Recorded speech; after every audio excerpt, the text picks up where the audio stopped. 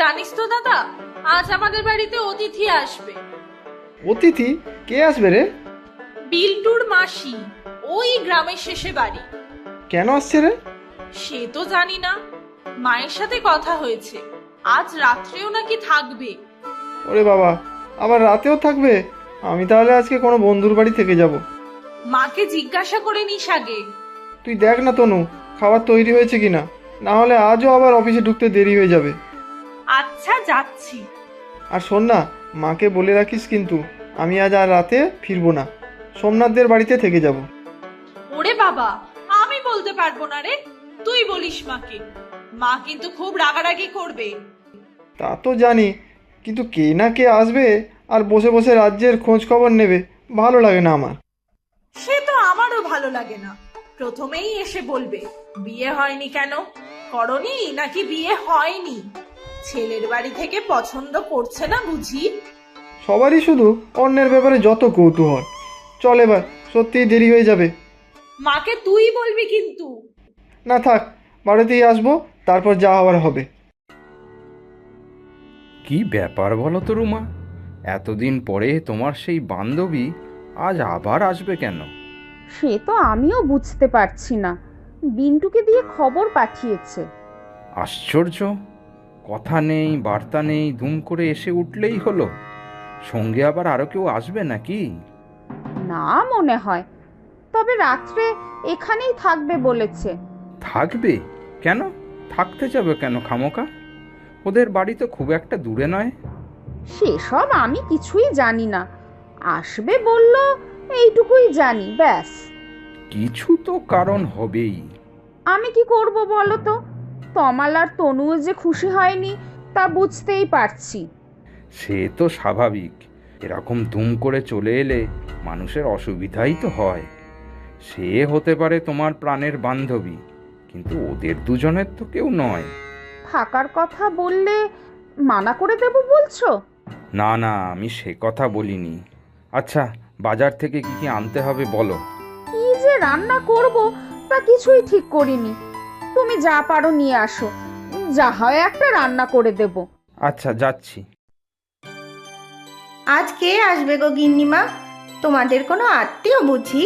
তুই বড্ড কথা বলিস মতির মা, তাড়াতাড়ি তরকারিটা কেটে দে, দেখছিস না কত দেরি হয়ে গেল। আচ্ছা দিচ্ছি, তবে কে আসবে একটু বলো না গো, না শুনলে আমার ভাত হজম হবে না।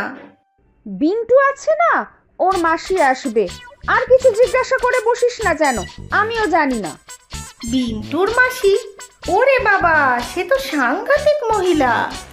এই মতির মা, তুই আমাকে শেখাবি ওর ব্যাপারে? আমার স্কুলের বান্ধবী ছিল, মুখ অবশ্য তখনও ছিল যাকে যা মুখে আসতো বলে দিত, তবে আমার সাথে খুব খারাপ যে ব্যবহার করত তা নয়।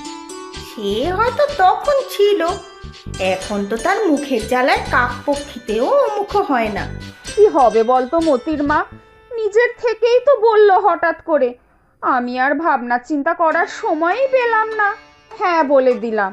এবার এখানে এসে যদি কিছু গন্ডগোল পাকায় তখন যে কি হবে। বলো তো ওনাদের বাড়ি গিয়ে একবার খোঁজ খবর করে আসি, যদি বুঝতে পারি মতলবটা কি। তুই চিনিস নাকি ওদের বাড়ি? কি যে বলো গিন্নিমা, আমি চিনবো না? এই গ্রাম কেন, আশেপাশের চারটে গ্রামের সবার হাড়ির খবর আমার কাছে। তুমি কি ভাবছো শুধু তোমার বাড়ির হাড়ি মাজাই আমার কাজ? তুমি একবার বলেই দেখো না, একেবারে ঠিকুজি কুষ্টি সব বার করে আনবো। না থাক, কি করতে কি করবি, তাতে আরো হিতে বিপরীত হবে। তার থেকে দেখি আসুক আগে, উদ্দেশ্যটা কি আগে দেখি। আচ্ছা ঠিক আছে, তবে কিছু অসুবিধা হলে আমাকে বলো, কিন্তু কিছু একটা উপায় ঠিকই বার করব। তুই আমার ভরসা রে, না হলে তনুটা আমার বড্ড মুখ চোরা। ওকে যদি জাতা কথা কিছু বলে, বেচারি তো কেঁদেই ভাসাবে। আর তমালটা তো বাড়িই ফিরবে না বলেছে। কর্তা বাবু কিন্তু খুব রাগী, আমার তো খুবই ভয় লাগে। সে বাড়ির লোকজনের উপরই রাগ দেখায়। একে তো আমার বান্ধবী, তার উপর যা ঝগড়ুটে, ওর সাথে হয়তো কথাই বলবে না। তাহলে গিন্নিমা আমি কিন্তু ভরসা তোমার। এই মাসে মাইনাটা একটু বাড়িয়ে দিও কিন্তু, সেই কত দিন ধরে বলছি। ঘুরে ফিরে তোর সেই এক কথা। ক টাকার কাজ করিস বলতো? এসে থেকে শুধু বক বক। নিহাতি তোর থেকে পাড়ার সবার হাড়ির খবর পাই, তাই তোকে রাখা। আজ যদি ওকে সামলাতে না পারিস তাহলে কাল থেকে তোর ছুটি, বুঝলি? যা বাবা, এ তো উল্টো হয়ে গেল। কিরে তনু, কি বুঝিস? কি হবে বলতো? আমার কিন্তু খুব কান্না পাচ্ছে বাবা। কে না কে, তার উপর ওই বিল্ডুর মাসি নাকি খুব ঝগড়ুটে, যাকে যা খুশি বলে দেয়। সে তো আমি জানি, তোর মায়ের মুখে কম তো শুনিনি ওনার কথা। মুখে নাকি খই ফোটে, তারপর আবার সব সময়ই মাথা গরম, যাকে যা পারে বলেই খালাস। চলো বাবা, আমরা কোথাও পালিয়ে যাই। এটা ভালো কথা বলেছিস। কোথায় যাওয়া যায় বলতো? কেন, মামার বাড়ি চলো। তোর মামার বাড়ি? আরে না না, এইভাবে বাড়ি থেকে পালিয়ে কেউ শ্বশুর বাড়ি গিয়ে ওঠে নাকি? কি লজ্জার ব্যাপার হবে বলতো। রুমা, রুমা, ও বাবা, চলে এসেছে মনে হয়। এবার পালাবে কোথায়? ওরে ও রুমা, বলি এটা বাড়ি না ছাড়া বাড়ি? সবাই কানে কালা নাকি? ওরে তনু, তোর মা কোথায়? যা ডেকে দে। আমি যাব? যদি আমাকে বকাবকি করে? তুমি যাও না বাবা। ওরে সর্বনাশ, আমি যাব কি করে? আমাকে বুঝি আর বকবে না? ওই তো তোর মার গলা পাচ্ছি যেন। ওমা, মল্লিকা, আয় আয়, ঘরে আয়। আহারে, নবাবের বেটি, এতক্ষণে আসার সময় হলো? ওই রান্নাঘরে ছিলাম রে, তাই আসতে একটু দেরি হয়ে গেল। তা আসতে কোনো অসুবিধা হয়নি তো তোর? তা আমি কি করছি খুকি নাকি যে রাস্তা হারিয়ে ফেলবো? থাকি তো এই গ্রামেই, শেষ মাথায়, বিদেশ ভিমুইতে তো আর নয়। হ্যাঁ হ্যাঁ, তাও তো ঠিক। তা এসেছিস কোনো দরকারে বুঝি? কেন রে, দরজার বাইরেই কি সব কথা বলবো নাকি রে? হে মা, ছিছি, দেখেছিস তো আমার কাণ্ড? আয় রে আয় আয়, আসলে অনেকদিন পর দেখা হলো তো। দেখে যে বেশি খুশি হসনি, ও তো মুখ দেখেই বুঝতে পারছি। আরে না না, আয় ভেতরে। দেখলে বাবা, মা এমনিতে তো আমাদেরকে সব সময় চুপ করিয়ে রাখে, আর এদিকে দেখো, মল্লিকা মাসি মায়ের মুখ একেবারে বন্ধ করে রেখেছে। সবই দেখলাম, সবই শুনলাম। এবার মনে হচ্ছে তোর মাও জব্দ হবে তার বান্ধবীর হাতে। মায়ের কথা ছাড়ো, আমাদের অবস্থা কি হবে এখন সেটা ভাবো। দাদাও দেখো এখনো এলো না। আপাতত তোর মাকে সামলাতে দে, পরে আমাদের পালা এলে দেখা যাবে, বুঝলি? এই নে মল্লিকা, জল নে। তা বাড়িতে কি তুই শুধু একাই থাকিস নাকি রে? আর কেউ নেই? ভূতের বাড়ি নাকি? কারো সারা শব্দ পাওয়া যাচ্ছে না। না মানে সবাই কাজে আছে। রবিবারও কি সবাই কাজে ব্যস্ত থাকে নাকি রে? না রে, মানে কাজে না, আছে হয়তো ঘরে সব। আমি তো রান্নাঘরে ছিলাম, তোর গলার আওয়াজ শুনে এলাম। বুঝলাম। আচ্ছা, তোর তো এক ছেলে এক মেয়ে, তনু, হ্যাঁ, আরেকটার যেন কি নাম? ছোটটা তনু আর বড়টা তমাল। কেন রে, হঠাৎ ওদের কথা বলছিস? আহা, খোঁজ খবর নেব না তোর? তোর মতো তো আর নই। এই যে তোর বন্ধু, একই গ্রামে থাকি, আর তুই একটু খোঁজ খবর নিস না? তা তোর বর কোথায় শুনি?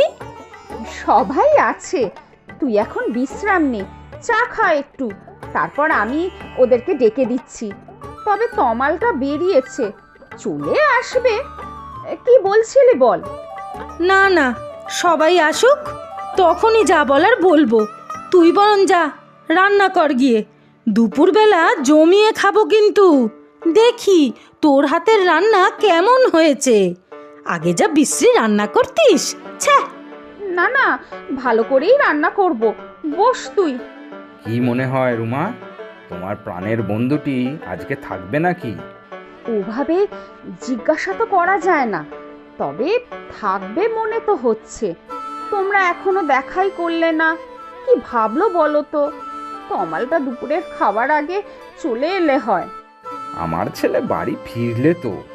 তনুটা তো তোমার বন্ধুর ভয়ে কাঁটা হয়ে আছে, ওদের দুজনের ওপর অত্যাচার হয়ে যাচ্ছে। কি করব বলো, তাড়িয়ে তো দিতে পারবো না। আর বললো তো সবার সাথে কথা আছে, খাওয়ার সময় দেখি কি বলে। আমি যাই, অনেকক্ষণ দেখতে না পেলে আবার কি গালমন্দ করে কে জানে। তুমি আর তনু এবার এসো। ওরে বাবা, যেতেই হবে বুঝি? ঠিক আছে, তুমি আগে যাও, আমরা আসছি। এই তনু, তনু। যাক, তোমাদের সকলের দেখা মিলল। এতক্ষণ তো ভাবলাম বাড়িতে কেউ নেই। এ কেমন ধারা ব্যবহার শুনি! ঘরে একজন অতিথি এসেছে, তার সাথে দেখা করার নামটুকু নেই। অভদ্রতার এক শেষ। না না, আসলে আমরা অন্য ঘরে ছিলাম তো, তাই টের পাইনি। তা ভালো আছেন আপনি? হ্যাঁ, এই চলে যাচ্ছে। আপনার ছেলে তমাল তো শুনলাম কাজ করে খুব ভালো জায়গায়। হ্যাঁ, ওই আর কি, তবে কোম্পানিটা খুব ভালো। আরেকটা মাছ দেবো তোকে মল্লিকা, ভালোভাবে খাস কিন্তু। সে তো খাবই। তুই এত ভালো রান্না করতে পারিস ভেবেই আমার অবাক লাগছে। অবশ্য আমার মতো মোটেও না। বিন্টু বলছিল তুমি আসবে। তুমি কি আজকে রাতে আমাদের বাড়িতেই থাকবে? কেন বাপু, তাতে বুঝি তোমার আপত্তি আছে? ও কি কথা তনু, চুপ করে খা। জানি জানি, তোদের সবার আমাকে ঠিক পছন্দ নয়। এমনিতে তো আসিনি, এসেছি তো দরকারে। সবাই যখন আছে এখন, তখন বলেই ফেলি। আর শোনো রুমা, এরকম হবে জানলে আসতামই না। না না, ওরকম করে বলিস না। আমাদের বাড়িতে এসেছিস কতদিন পরে, খুব ভালো লাগছে আমাদের। সে আমি ভালোই বুঝতে পারছি। শোনো, আমি শুনেছিলাম তোরা তমালের বিয়ের জন্য ভালো মেয়ে খুঁজছিস। আপনি জানলেন কি করে? এই রুমা যেমন মতির মায়ের কাছ থেকে গ্রামের সব খবর পায়, আমিও পাই, বুঝলি? আমিও পাই। কি, মতির মা আমাদের খবর তোর কাছে দেয়? আমি ঠিক জানতাম, ডবল এজেন্ট। এদিকের খবর ওদিকে, আর ওদিকের খবর এদিকে। আর মায়ের তো খুবই পছন্দ এইসব। তা আপনি আবার ঘটকালিও করেন নাকি? নিজের বাড়িতে ভালো মেয়ে থাকলে করি বই কি। আমার ননদের মেয়ে খুব শান্ত শিষ্ট মিষ্টি মেয়ে, ও একেবারে তমালের যোগ্য।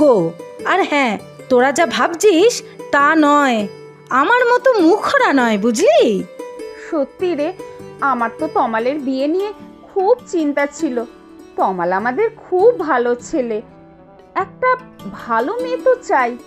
ইস, তুই আমাদের এত উপকারের জন্য এসেছিস মল্লিকা, আর আমরা। আর তোরা ভাবছিলিস হঠাৎ করে বলা নেই কোয়া নেই বাড়িতে থাকতে চলে এলো কি, তাই তো? না না, মানে আমাদের ভুল বুঝবেন না। গ্রামে যা রটে তার জন্যই আমরা খুবই দুঃখিত। কি করব, আমি ছোটবেলা থেকেই এই রকম, মুখে মিষ্টি কথা নেই। যাই হোক, আমি খুব ভালো করেই রুমাকে জানি। আমার ননদের মেয়ের জন্য এই পরিবারের মতো ভালো পরিবার পেলে সত্যিই আমরা ধন্য হব। কিন্তু তমাল রাজি হবে তো? সে অবশ্যই হবে। বিয়ে নিয়ে ওর সাথে কথা হয়েছে আমার। আমরা দেখে শুনে একটি মেয়ে পছন্দ করলে ওর আপত্তি হবে না। সত্যি আপনার ছেলে খুব ভালো। আমার টিয়া সত্যিই ভালো থাকবে। তাহলে মল্লিকা মাসি, আজকে রাতে স্পেশাল মেনু হয়ে যাক এই খুশিতে। তুমি খুব ভালো রান্না করো, মা বলেছে। পোলাও আর মাংস, দাদাও খুব ভালোবাসে খেতে। হ্যাঁ হ্যাঁ, হয়ে যাক হয়ে যাক। মিষ্টি মুখ না থাকলেও হাতে আমার টক ঝাল